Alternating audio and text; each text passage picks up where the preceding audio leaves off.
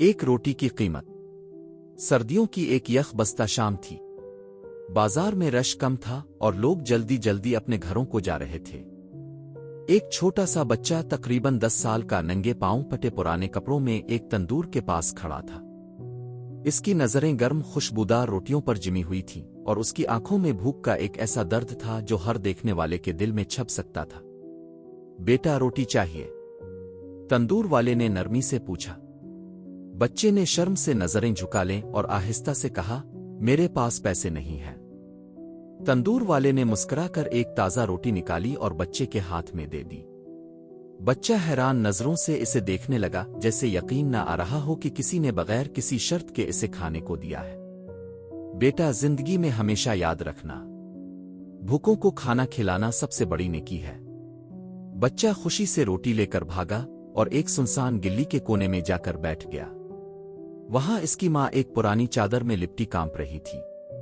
उम्मी, देखें, आज अल्लाह ने हमें खाना दिया, इसने खुशी से कहा और रोटी उनके हाथ में रख दी। मां की आंखों में आंसू आ गए। वो कुछ कह नहीं सकी, बस अपने बच्चे को सीने से लगा लिया। 20 साल बाद इसी शहर में एक शानदार रेस्टोरेंट खुला जिसके दरवाजे पर लिखा था, कोई भूखा नहीं जाएगा। ये रेस्टोरेंट इस बच्चे का था जो अब एक कामयाब इंसान बन चुका था।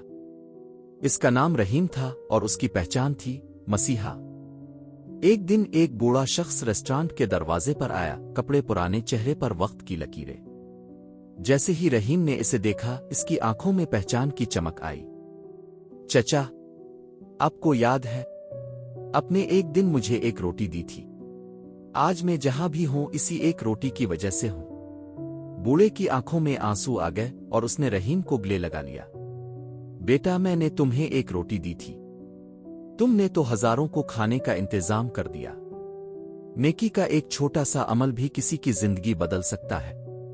हम नहीं जानते कि हमारा दिया हुआ एक लम्हा किसी के लिए कितना कीमती हो सकता है। अगर आपके पास देने को ज्यादा नहीं तो भी एक नेकी जरूर करें, क्योंकि यही नेकी किसी को रहीम बना सकती है।